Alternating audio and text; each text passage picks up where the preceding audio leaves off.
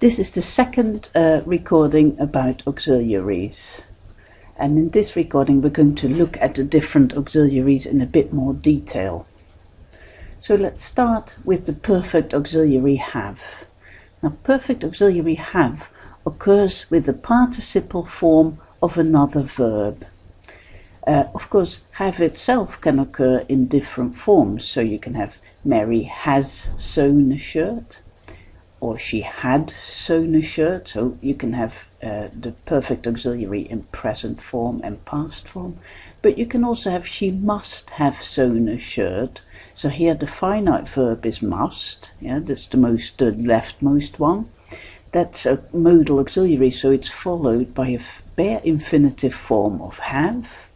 And have is here the perfect auxiliary because it's followed by sewn, which is a participle. You can have the perfect auxiliary also in the full infinitive, so you can say something like she wants to have sewn a shirt. Where wants is the finite verb, it's present, and it's a main verb. Then you get the full infinitive form to have, which is the perfect auxiliary have because it's followed by the participle form sewn. Strangely enough, what we don't find is perfect auxiliary have itself as a participle or as an ing form. So we don't say she has had sewn a shirt or she is having sewn a shirt. Okay, so you can see that it can be used with present tense, past tense, bare infinitive and full infinitive form. So the general rule is if a form of to have is followed by another verb in past participle form, of participle form really, then it must be perfect auxiliary have. Okay, let's try a few. Pick the perfect auxiliary. Anne has to go, she has an appointment, she has looked forward to it, she has faith that it will go well. Well, the perfect auxiliary occurs in C. She has looked forward to it. If you look at A, you've got she has to go. To go is a full infinitive form, so has can't be an auxiliary here because auxiliaries are never followed by full infinitives. So has must be a main verb in A. She has an appointment. An appointment is of course a noun phrase, a determiner and a noun, so there's only one verb in this sentence. Has, so again it must be a main verb. She has looked forward to it. Now here we've got has followed by looked. Looked is a participle form. Remember ed can be both past tense or participle. And of course here has is the leftmost verb, so that's the tensed verb, it's present. So looked is a participle here, so we have here perfect auxiliary have. And the last one, D, she has faith that it will go well. Faith is another noun. So again, has is the only verb in this stretch here. She has faith, and so it must be a main verb. Now try another one. Anne had a headache. She was having a bad time. She had to take a painkiller. It must have worked straight away. Well, the correct answer, I hope you picked it, is D. It must have worked straight away. In A, had a headache, again had main verb followed by a noun phrase, a headache. She was having a bad time. Having is followed by a bad time, another noun phrase, so another main verb. She had to take a painkiller. Had is followed by a full infinitive and must again be a main verb. Here we've got must have worked straight away. Have is followed by worked. That's ed, so either past tense or participle. Now here it must be the participle because the leftmost verb is must, so that's the tensed one. And so have must be the perfect auxiliary, followed by that worked, the participle. Progressive B. Different verb, it always occurs with an ing form of another verb. So Mary is reading, here the auxiliary is present. She was reading, here the auxiliary is past. She has been reading all evening. Yeah, so the auxiliary, progressive auxiliary be occurs in the participle form. Yeah, but its type is still progressive auxiliary be. She must be reading now, so it can also occur in the bare infinitive. She wants to be reading, it can occur in the full infinitive. What you can't really have is this, she is being reading. Yeah, so it doesn't itself occur in the ing form.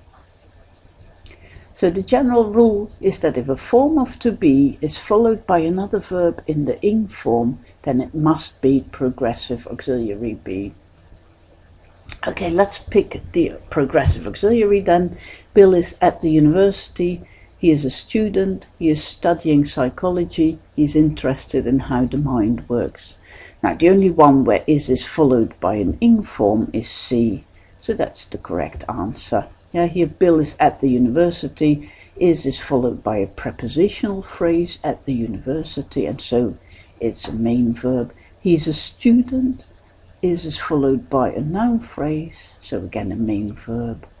And he is interested in how the mind works. Here is followed by an adjective phrase. Yeah, he's very interested. So it's another main verb. John has been a great friend. He could have been playing tennis. Instead he was with Sue. She had been hit by a bus. Yeah. Now, again, the only form of to be that's followed by an ing form is in B. He could have been playing tennis, so that's the progressive auxiliary. Yeah, and the first one being a great friend, so it's a main verb followed by a noun phrase. He was with Sue, so form of to be followed by a prepositional phrase, so it's again a main verb. And she had been hit by a bus. So here been is followed by another verb, but the verb is not in an ing form, and it's in fact passive auxiliary be here, which we'll go and talk about next. There it is, passive auxiliary be always occurs with a participle form of another verb. So the lawn is mown by that bear. And so is the passive auxiliary in present tense. The lawn was mown by that bear. Yeah, so was is the passive auxiliary in past tense. The lawn was being mown by that bear. Being is the passive auxiliary in ing form. The lawn has been mown by that bear. Yeah, been is the passive auxiliary in participle form. The lawn must be mown by that bear. Be is the passive auxiliary in bare infinitive form. And the lawn needs to be mown by that bear. To be is the passive auxiliary in full infinitive form. Yeah, so passive auxiliary be can occur itself in all the different verb forms. So, if a form of to be is followed by another verb in past participle form, then it must be passive auxiliary be. Yeah. So pick the passive auxiliary here. John was visiting his girlfriend. He was excited about seeing her. He was living in a different town. He was overwhelmed by her welcome. Okay, well, which one is followed by a participle form? Now, don't be fooled by the ed ending here in excited. You can put very here. He was very excited about seeing her. So excited is in fact an adjective, and was therefore must be a main verb. Yeah? He was visiting. There's a form of to be followed by an ing form, so that's progressive auxiliary be, and the same happens in C. He was living, yeah, an ing form, so progressive auxiliary be.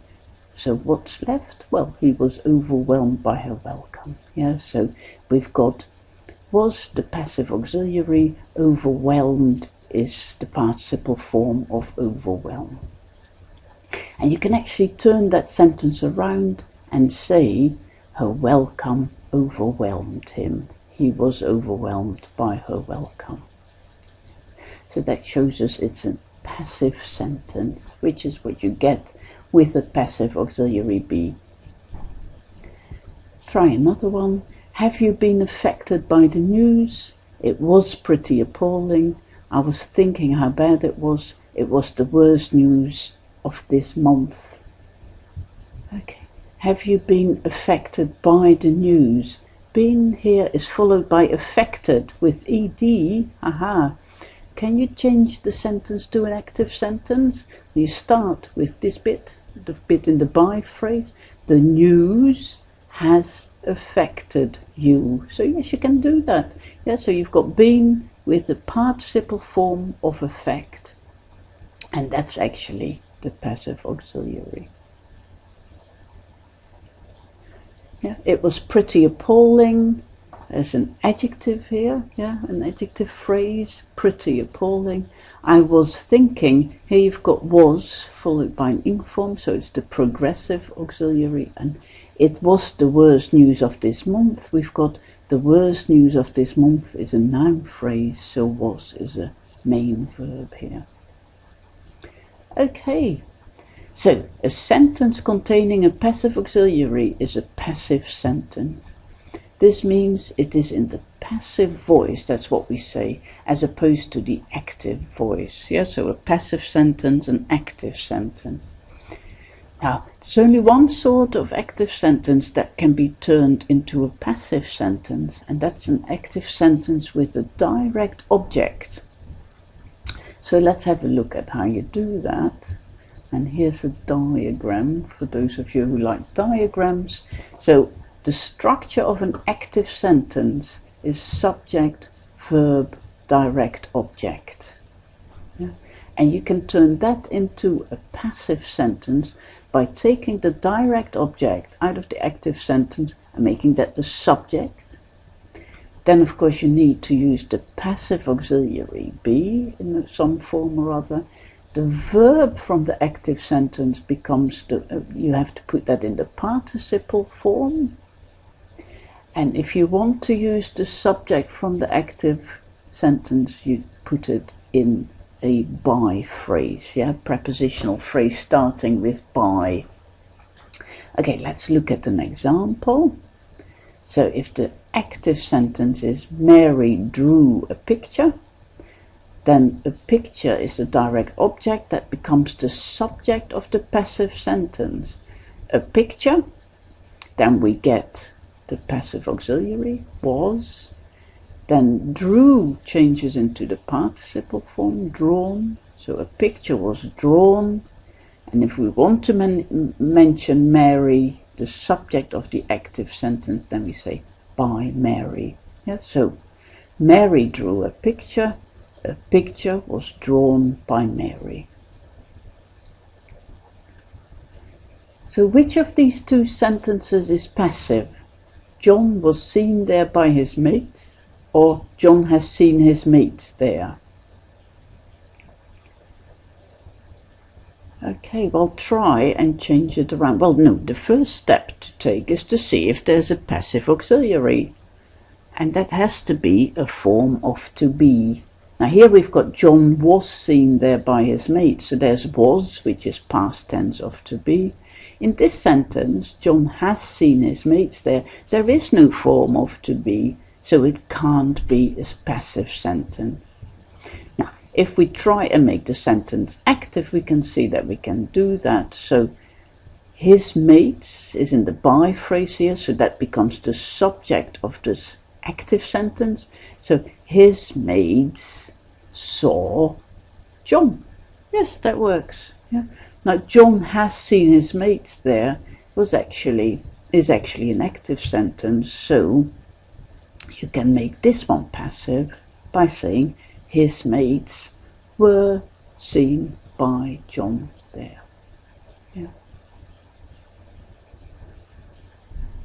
Yeah, so just to recap, John was seen there by his mates is the passive sentence. The active would be his mates saw John there. I have left off the there. Okay. Let's try a few. John baked a cake. What's the passive? Try it for yourself. Now hopefully you said a cake was baked by John. Mary will kiss that boy. Now you can keep the will, and the sentence would become, that boy will be kissed by Mary. Yeah, so after will we get the passive auxiliary be, of course in bare infinitive form because it follows a modal there, and then we get kissed, which is the participle form of kiss.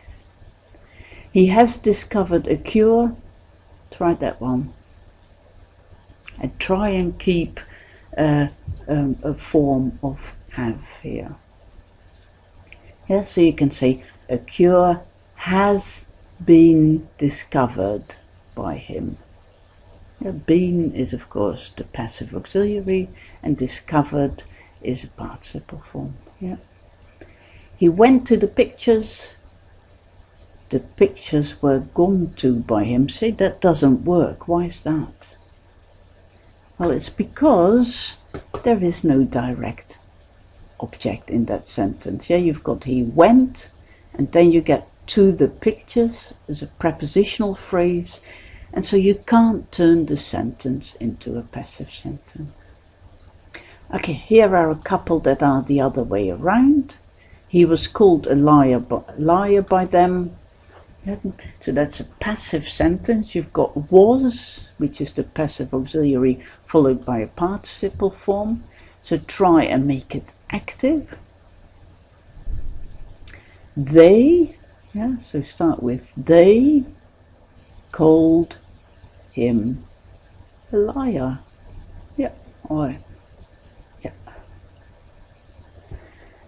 Those paintings have been bought by the Tate.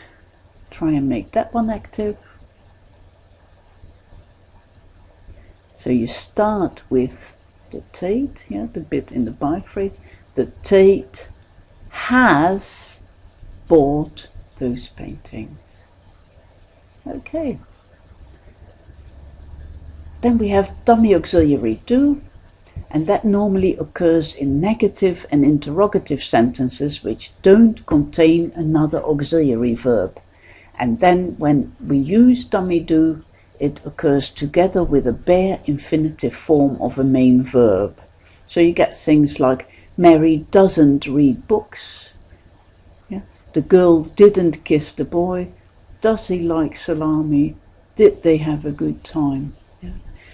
You can use do also in a declarative sentence, so a sentence that makes a statement, but only if you want to emphasize the verb. So you can say, I do like him. Normally you would just say, I like him. Okay.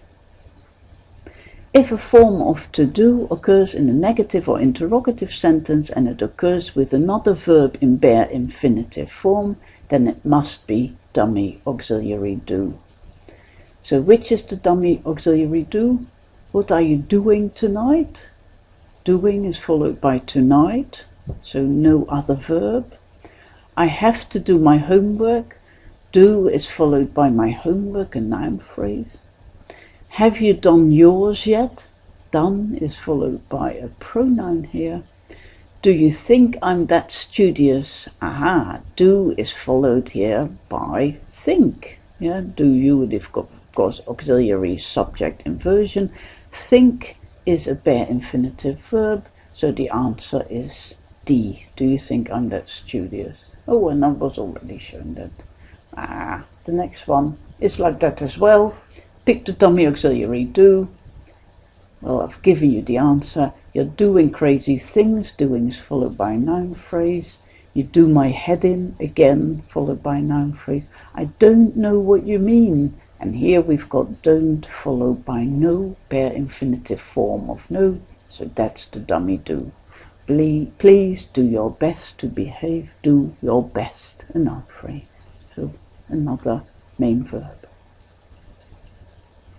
The modals are can, may, must, will, shall, should, could, would, might, and ought to, and they always occur with the bare infinitive form of other verbs. Mary can read, the girl may kiss the boy, we will have a good time.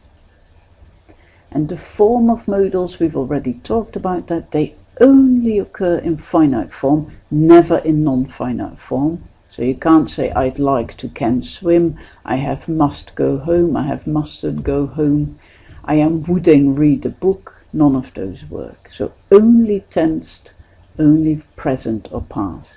And of the modals, can, may, must, will, shall and ought to are considered to be present. Should, would, could and might are considered to be past. So if a present tense auxiliary doesn't end in an S when it occurs with a third person singular subject, then it must be a modal auxiliary.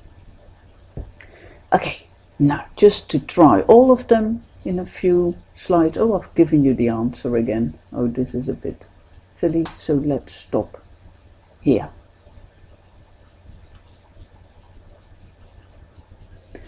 This is the first of 2 recordings on auxiliary verbs. Auxiliary verbs are what the word says, they're helping verbs. Yeah? Like an auxiliary nurse is a nurse who helps. An auxiliary verb is a verb that doesn't occur by itself. Yeah?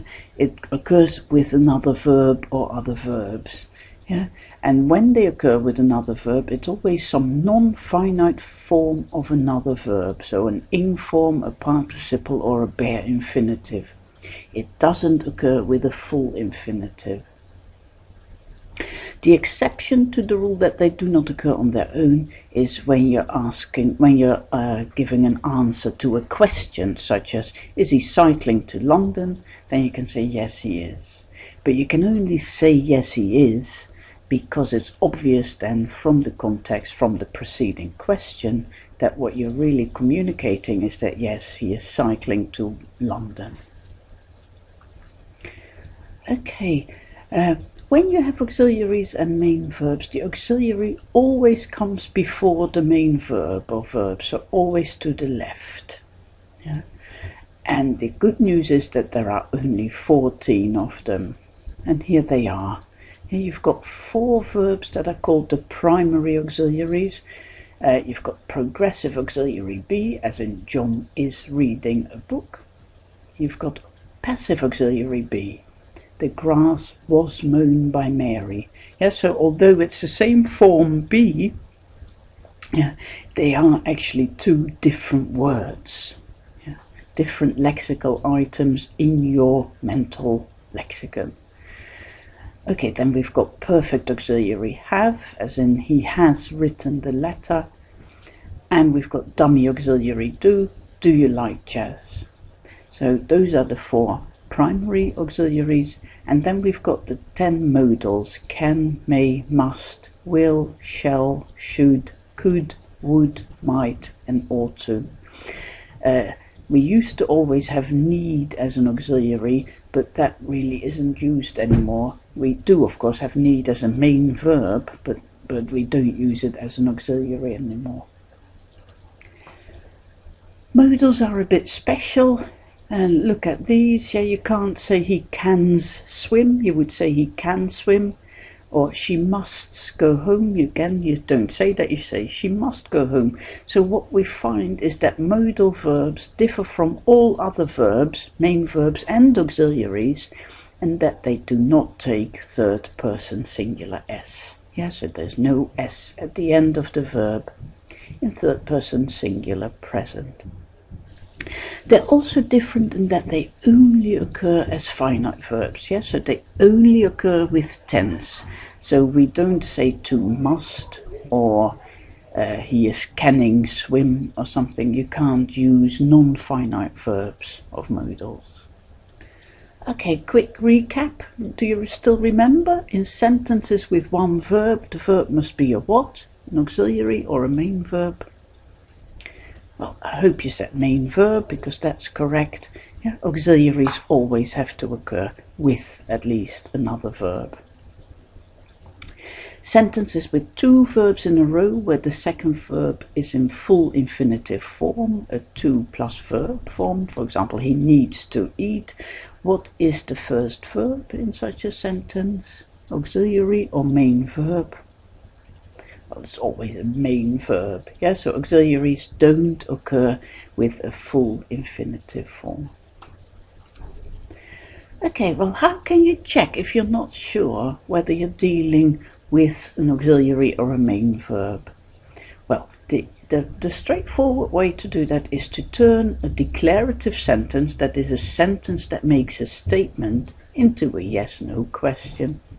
So here we've got two statements, two declarative sentences. Mary can swim, birds eat cheese. So to turn them into questions, you take the verb and put it at the front. Yeah. Can Mary swim? That works fine. Eat birds cheese? Not fine. Okay, well, what's the difference? Well, when you have an auxiliary, you can do what's called subject auxiliary inversion. Yeah, so Mary can swim. You invert the positions of the auxiliary and the subject to can Mary swim. If you try and do that with a main verb like eat, birds eat cheese, eat birds cheese, that doesn't work. So that shows that eat is not an auxiliary. And instead, to make a question, a yes-no question from birds eat cheese, what you do is you use dummy do. So you stick in dummy do birds eat cheese. So that's one of the reasons why we've got dummy do, is to form yes-no questions, or even WH questions, when there is no auxiliary in the sentence. So auxiliaries allow subject auxiliary inversion and main verbs don't. Let's try a few. Mary will be tired. Yeah, can you do subject auxiliary inversion? Well, yes, you can. You can say, will Mary be tired? So will must be an auxiliary, and it is. It's a modal auxiliary. John was playing. Can you do inversion here? Yeah, you can. You can say, was John playing? So again, was is an auxiliary, and it's in fact a progressive be, a form of progressive be. He can go. Can you do the inversion here? Yes, because you can say, can he go? So can is an auxiliary, and it's in fact another modal. He slept. Well, no, you don't say slept he, you would say, did he sleep? So slept is not an auxiliary, it's a main verb. And she likes cake. You don't say, likes she cake, but you would say, does she like cake? Yeah, so you're using that dummy auxiliary do, and that shows that likes is a main verb. So just to reiterate, only auxiliary verbs allow subject auxiliary inversion. So if a verb can undergo this inversion, then it must be an auxiliary. Now this is a second property of auxiliary verbs. They can occur in what I call tag questions. Now tag questions, something typical of English, the little questions that you can stick to the end of sentences, of declarative sentences. So something like, he can see it, can't he? Or she shouldn't go, should she? You always form tag questions with an auxiliary verb, not with a main verb. So you can't say, he tried to go, tridn't he? Or he knows, he? Yeah? Only auxiliary verbs can occur in tag questions. So yeah, how would you do it with he tried to go? Well, just as with questions, you'd form it with dummy do. So you say, he tried to go, didn't he? He knows, doesn't he? So if a verb can occur in a tag question, then it must be an auxiliary. A third property of auxiliaries is that they can occur with negation. And negation is basically making the sentence negative, so using not. And then it's usually contracted to n apostrophe t. So you get, he can't see it, she shouldn't go. And again, if you try to do that with a main verb, it doesn't work. He tridn't to go, he nosn't it. You don't say that. And of course, by now the pattern is clear. You would use dummy auxiliary do. So he didn't try to go, or he doesn't know it. Yeah, so only auxiliary verbs can occur with negation, with using not. Now, there's one exception to these rules, and that's copular be. So if you say Mary is clever, yeah, clever of course is an adjective, so there's only one verb in this sentence, is, but if you do the tests for auxiliaries, it behaves like an auxiliary. So you say, is Mary clever? Yeah, so you get subject verb inversion. Mary is clever, isn't she? You get it in the tag question. And Mary isn't clever, you get is with negation. But it is a real exception because be is a main verb here. And you can tell, of course, because there's only one verb. Yeah? So keep that in mind. Copular be is an exception to the rule, but that's it. That's the only exception. So let's try a few. Bill was caught by the police. What was here? Is it a main verb or an auxiliary? Yeah. Well, if you try a test, yeah, so if you do subject auxiliary inversion, you get was Bill caught by the police? You can say Bill was caught by the police, wasn't he? And Bill wasn't caught by the police. So all our tests show us that this is an auxiliary, not a main verb. John wants to go to Mars. What's that? Well, you can't say wants John to go to Mars, yeah, or John wants to go to Mars, want'n't he, or something, or John want'n't to go to Mars. None of that works, so that shows us that that wants is a main verb. Yeah, you would have to say, does John want to go to Mars? Mary has caught a cold. Yeah, has Mary caught a cold? She's caught a cold, hasn't she? She hasn't caught a cold, so it's another auxiliary. Yeah, and it's actually the perfect auxiliary have. And Sue must go home. Must Sue go home? Mustn't she? Yeah, Sue mustn't go home.